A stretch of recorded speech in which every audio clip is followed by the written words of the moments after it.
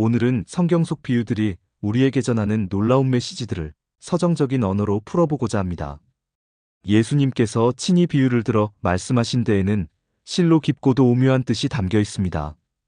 이는 단순히 이야기를 들려주는 것을 넘어 하늘의 비밀과 구원의 이치를 우리의 일상 언어로 쉽고 친근하게 전달하기 위한 그분의 지혜로운 방식이었으며, 동시에 비유는 아름다운 문학적 장치이기도 했습니다.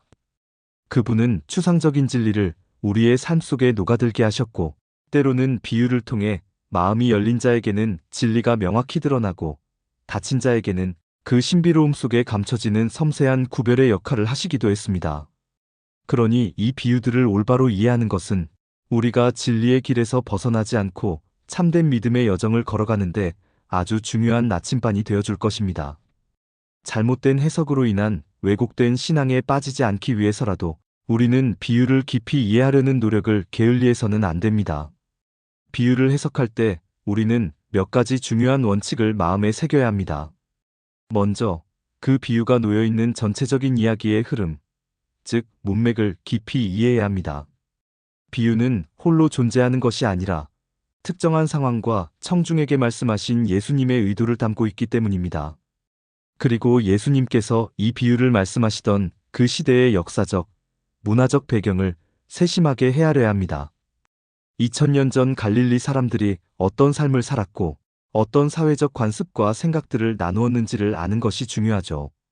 당시의 농업 문화, 가족관계, 사회 구조 등을 이해하면 비유의 의미가 더욱 풍성하게 다가올 것입니다. 가장 중요한 것은 그 비유가 우리에게 궁극적으로 전하고자 하는 핵심적인 영적 진리가 무엇인지를 찾는 것입니다. 비유의 세부적인 사항 하나하나에 너무 얽매이기보다는 넓고 깊은 영적인 메시지에 우리의 마음을 열어야 합니다. 때로는 비유의 모든 요소가 다 특정 의미를 가지는 것이 아닐 수도 있음을 기억해야 합니다. 그리고 무엇보다 성령님의 조명을 구하며 겸손히 지혜를 얻어야 합니다. 우리 스스로의 지식이나 이성만으로는 이 심오한 진리들을 다 헤아릴 수 없기 때문입니다. 오직 성령님께서 우리의 마음을 열어주시고 우리의 생각을 밝혀주실 때 비로소 진정한 깨달음과 통찰력이 찾아올 것입니다. 마지막으로 그 비유가 우리에게 가르치고자 하는 한 가지 주요 교훈을 찾는 데 집중해야 합니다. 여러 가지 교훈을 억지로 찾아내려 하기보다는 가장 핵심적인 하나의 메시지에 귀 기울이는 것이 중요합니다. 우리는 그 비유를 통해 하나님께서 우리에게 무엇을 말씀하고 싶어 하시는지, 어떤 삶의 깊은 지혜를 전해주시려는지를 발견하게 될 것입니다. 이제 몇 가지 아름다운 성경 비유들을 통해 삶의 지혜를 함께 찾아보겠습니다. 먼저, 많은 사람에게 익숙한 씨 뿌리는 자의 비유입니다. 이 비유는 복음의 씨앗, 즉 하나님의 말씀이 우리 마음밭에 뿌려질 때 어떤 일들이 일어나는지를 생생하게 보여줍니다. 어떤 씨앗은 길가에 떨어져 새들이 와서 먹어버리고, 어떤 씨앗은 흙이 깊지 않은 돌밭에 떨어져 뿌리 내리지 못해 곧 말라버리며, 어떤 씨앗은 가시떨기 속에 떨어져 가시가 기운을 막아 열매를 맺지 못합니다. 하지만 놀랍게도 좋은 밭에 떨어진 씨앗은 무성하게 자라 30배, 60배, 100배의 풍성한 열매를 맺습니다. 이 비유는 우리가 어떤 마음밭을 가꾸어야 할지를 분명하게 가르쳐줍니다. 말씀을 듣고 그것을 깨달아 삶으로 실천하는 좋은 마음밭이 될 때 우리의 삶은 하나님의 은혜로 가득한 풍성한 결실을 맺을 수 있을 것입니다. 이는 우리가 말씀을 어떻게 듣고 반응하는가에 따라 우리의 영적인 삶이 얼마나 달라질 수 있는지를 보여주는 강력한 메시지입니다. 다음은 가라지 비유입니다. 이 비유는 마치 농부가 밭에 좋은 씨를 뿌렸는데 원수가 밤에 와서 가라지를 덧뿌린 것과 같습니다. 좋은 밀과 가라지가 함께 자라나는 모습은 세상에는 선한 사람과 악한 사람이 함께 존재하며 분별하기 어려운 복잡한 현실을 반영합니다. 종들이 가라지를 뽑으려 할 때 주인은 추수 때까지 내버려 두라고 말합니다. 이는 마지막 심판의 날에 분명하게 구분될 것임을 이야기하며 그 전까지는 악한 세상 속에서도 인내하며 선을 행해야 함을 일깨워줍니다. 선과 악의 싸움 속에서도 흔들림 없이 믿음을 지키며 하나님의 때를 기다려야 함을 속삭여줍니다. 겨자씨 비유는 작고 미미한 시작이 얼마나 큰 성장으로 이어질 수 있는지를 보여주는 희망의 메시지입니다. 세상에서 가장 작은 씨앗 중 하나인 겨자씨는 자라서는 어떤 채소보다 크게 되어 심지어 공중위 새들이 와서 그 가지에 깃들릴 만큼 큰 나무가 됩니다.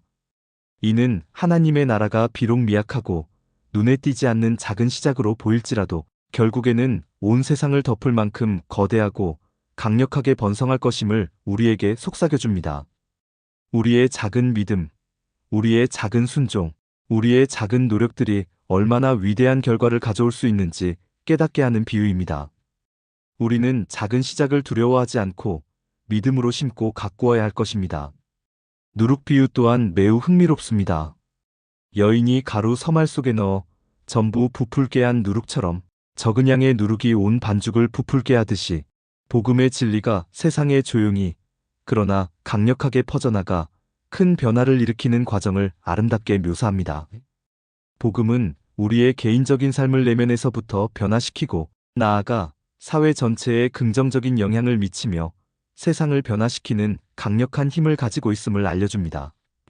우리가 가진 작은 영향력이 얼마나 큰 파급력을 가질 수 있는지 생각하게 하며 선한 영향력의 중요성을 강조합니다.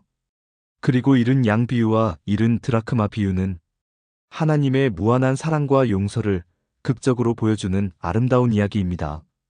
99마리의 안전한 양을 두고도 거친 들판을 헤매며 잃어버린 한 마리 양을 찾아 헤매는 목자의 애끓는 마음은 단 한 영혼도 포기하지 않으시는 하나님의 뜨거운 사랑을 상징합니다. 또한 10드라크마 중 1드라크마를 잃어버리고 온 집안을 밤늦도록 샅샅이 찾아다니는 여인의 간절함은 잃어버린 한 영혼을 향한 하나님의 애타는 마음을 대변합니다. 죄인 한 사람이 회개하고 돌아올 때 하늘에서 큰 기쁨이 있다는 메시지는 우리가 얼마나 소중하고 존귀한 존재인지를 일깨워주며 모든 영혼을 향한 하나님의 구원 의지를 명확히 보여줍니다. 마지막으로 성경 비유 중 가장 감동적이며 인류의 보편적인 정서에 깊이 와닿는 이야기 중 하나인 탕자의 비유입니다.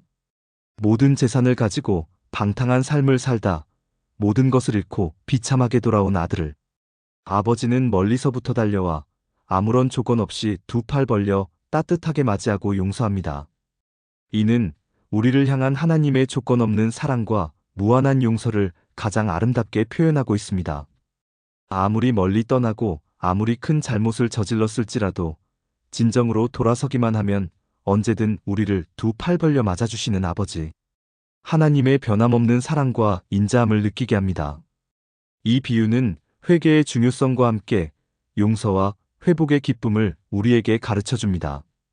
또한 선한 사마리아인 비유는 이웃사랑의 진정한 의미를 삶 속에서 실천하는 방식을 가르쳐줍니다. 예루살렘에서 여리고로 내려가다 강도를 만나 거의 죽게 된 사람을 당시 종교 지도자들이었던 제사장과 레위인은 외면하고 지나쳤습니다. 그러나 당시 유대인들에게 천대받던 사마리아인이 그를 불쌍히 여겨 상처를 싸매주고 주막으로 데려가 돌보아 주었습니다. 이 모습을 통해 예수님은 누가 진정한 이웃인지 그리고 우리가 어떻게 이웃을 사랑해야 하는지를 명확하게 보여주셨습니다. 인종이나 신분, 배경에 상관없이 도움이 필요한 사람이 바로 우리 이웃이며 그들에게 기꺼이 손을 내밀고 사랑을 베푸는 것이 참된 사랑임을 강조합니다. 이는 이웃 사랑의 범위를 넓히고 편견 없는 사랑의 실천을 촉구하는 강력한 메시지입니다. 그리고 달란트 비유는 우리 각자에게 주어진 재능과 은사를 어떻게 활용해야 하는지를 가르쳐줍니다. 주인에게서 각자의 능력에 따라 달란트를 받은 종들이 그것을 사용하여 더 많은 이익을 남기는 모습과 받은 달란트를 땅에 묻어두었던 종의 모습을 통해 우리는 하나님께서 우리에게 주신 재능과 기회를 소중히 여기고 그것을 게으르게 묻어두지 않고 최선을 다해 사용해야 함을 배웁니다.